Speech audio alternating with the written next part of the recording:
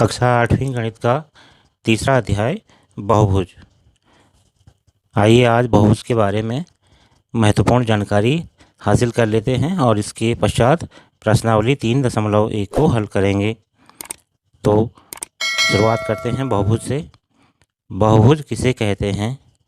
जैसा कि इसके नाम से ही स्पष्ट है, बहुभुज, बहु का अर्थ होता है बहुत, भुज का अर्थ होता है भुजाएं, यानी बहुत भुजाओं वाली आकृति। और परिभाषा के अनुसार अनेक भुजाओं या कोणों वाली आकृति को बहुभुज कहते हैं। जिस आकृति की अनेक भुजाएं होती हैं और अनेक कोण होते हैं, ऐसी आकृति बहुभुज कहलाती है। उदाहरण के लिए पहला उदाहरण है त्रिभुज का। तो त्रिभुज में 3 भुजाएं होती हैं और इसके 1, 2, 3 यानी ए, बी और सी 3 आंतरिक कोण भी होते हैं। दूसरा उदाहरण है आयत का या चतुर्भुज का। तो इसमें भुजाओं की संख्या 1, 2, 3, 4 और 4 अंतःकोण भी हैं। अगला उदाहरण इस आकृति की है जिसकी भुजाएं 1, 2, 3, 4, 5, 6, 7। इसे सप्तभुज कहते हैं। इसके बाद बहुभुज के प्रकार। बहुभुज कितने प्रकार का होता है? बहुभुज को उनकी भुजाओं की संख्याओं के आधार पर वर्गीकृत किया जाता है। जैसे पहला त्रिभुज है। त्रिभुज में 3 भुजाएं होती हैं, इसलिए इस आकृति को त्रिभुज के नाम से जाना जाता है। अगली आकृति चतुर्भुज की है। इसमें 4 भुजाएं होती हैं, इसीलिए इस आकृति को चतुर्भुज नाम दिया गया है। उदाहरण के लिए अगली आकृति में भुजाओं की संख्या 1, 2, 3, 4, 5 है, इसीलिए इस आकृति को पंचभुज कहा गया है। अगला विकर्ण। विकर्ण किसे कहेंगे? रेखाखंड जो किसी बहुभुज के आसन्न शीर्षों को छोड़कर किन्हीं 2 शीर्षों को जोड़ती है, विकर्ण कहलाती है। वह रेखाखंड जो बहुभुज के आसन्न शीर्षों को छोड़ करके, जैसे इस उदाहरण में आसन्न भुजा ए बी है, इस वाले उदाहरण में आसन्न भुजा ई एफ है।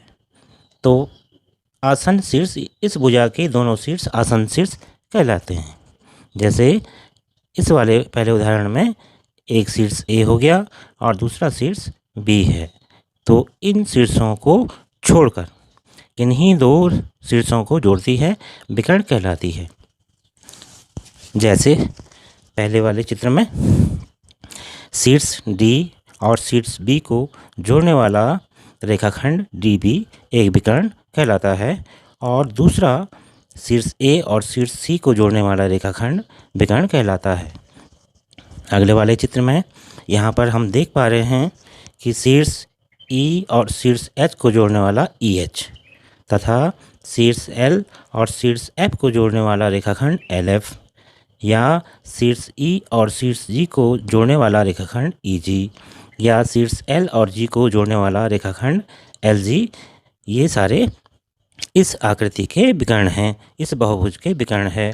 और अगली आकृति में जो कि 1, 2, 3, 4 चतुर्भुज है, में विकर्ण शीर्ष M और शीर्ष N को जोड़ने वाला रेखाखंड इसका विकर्ण कहलाता है। और शीर्ष P और ये शीर्ष O है, तो शीर्ष PO को जोड़ने वाला रेखाखंड भी इसका विकर्ण कहलाता है। अगला समबाहुभुज किसे कहते हैं? परिभाषा के अनुसार वह बहुभुज जिनके कोण तथा भुजाएं आपस में बराबर हैं समबाहुभुज कहलाते हैं। ऐसे बहुभुज जिनकी भुजाएं बराबर हैं, जिसकी आपस की भुजाएं बराबर हैं या कोण बराबर हैं, वह समबाहुभुज कहलाता है। जैसा कि समबाहु त्रिभुज। अब समबाहु त्रिभुज की तीनों भुजाएं बराबर होती हैं और तीनों अंतःकोण भी बराबर होते हैं, तो समबाहु त्रिभुज समबाहुभुज कहलाएगा। ऐसा ही एक और उदाहरण है वर्ग का। वर्ग की भी चारों भुजाएं बराबर होती हैं और चारों अंतःकोण भी बराबर होते हैं, तो वर्ग भी समबाहुभुज का ही उदाहरण है। अगला टॉपिक है विषम बहुभुज। सम का अपोजिट है विषम। विषम बहुभुज किन बहुभुजों को कहते हैं? परिभाषा के अनुसार जिन बहुभुजों के भुजाएं तथा कोण आपस में बराबर नहीं हों, विषम बहुभुज कहलाते हैं। उदाहरण के लिए माना कोई त्रिभुज है, उसकी तीनों भुजाओं की माप अलग अलग है और उसके तीनों अंतःकोण भी अलग अलग हैं, तो वह विषम बहुभुज की श्रेणी में आएगा। या कोई चतुर्भुज है जिसकी भुजाओं की माप असमान है और कोणों की माप भी असमान है, तो ऐसी आकृति भी, ऐसा बहुभुज भी विषम बहुभुज के दायरे में आएगा। अगली जानकारी उत्तल बहुभुज के रूप में। परिभाषा के अनुसार जो बहुभुज उत्तल होते हैं उनके विकर्णों का कोई भी भाग बहिर्भाग में नहीं होता है। इसका प्रत्येक कोण 180 अंश से छोटा होता है।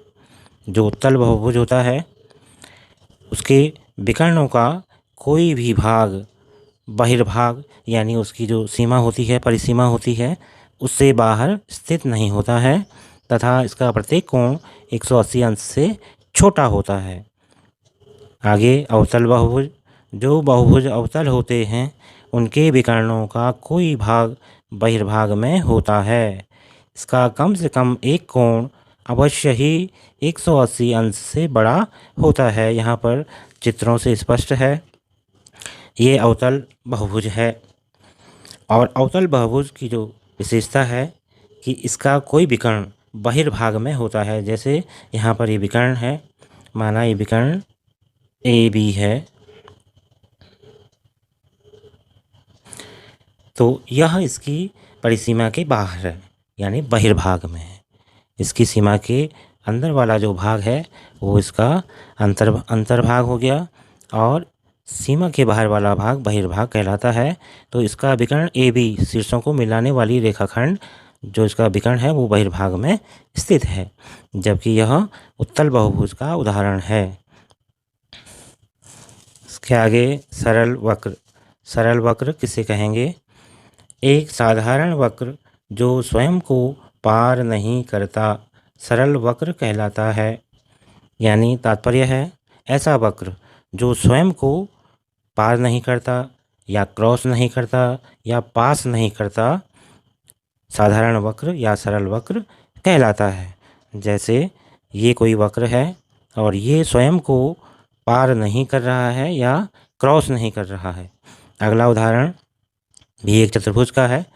इसमें चतुर्भुज जो कि वक्र से ही बना हुआ है, तो यह भी कहीं भी अपने स्वयं को पार नहीं करता है, क्रॉस नहीं करता है, इसलिए यह भी सरल वक्र की श्रेणी में आता है। अगला उदाहरण आप देख रहे हैं कि यह वक्र स्वयं को पार कर रहा है या क्रॉस कर रहा है, अतः यह वक्र सरल वक्र की श्रेणी में नहीं आ पाएगा। अगला बिंदु सरल बंद वक्र। ऐसा वक्र जो स्वयं को पार या क्रॉस न करे तथा जिसका शुरू यानी स्टार्टिंग पॉइंट एवं समापन बिंदु यानी एंड पॉइंट एक ही हो, सरल बंद वक्र कहलाता है। ऐसा वक्र जिसका स्टार्टिंग पॉइंट और एंड पॉइंट एक ही हो। अन्य महत्वपूर्ण बातें या बिंदु, समबाहुभुज के प्रत्येक बाह्य कोण का मान 360 अंश बटे n होता है, जहां n बहुभुज के भुजाओं की संख्या है। अगला बिंदु, सभी बहुभुजों के बाह्य कोणों का योग 360 अंश होता है। अगला बिंदु, समबाहुभुज के अंतः कोणों का योग, अंतः वाले जो कोण होंगे उन कोणों का योग हम इस सूत्र से निकाल पाएंगे, n-2 × 180 डिग्री, जहां n भुजाओं की संख्या है। अगला बिंदु, किसी भी बहुभुज में विकर्णों की संख्या ज्ञात करने के लिए n × n-3 सारे का बटा 2 होती है।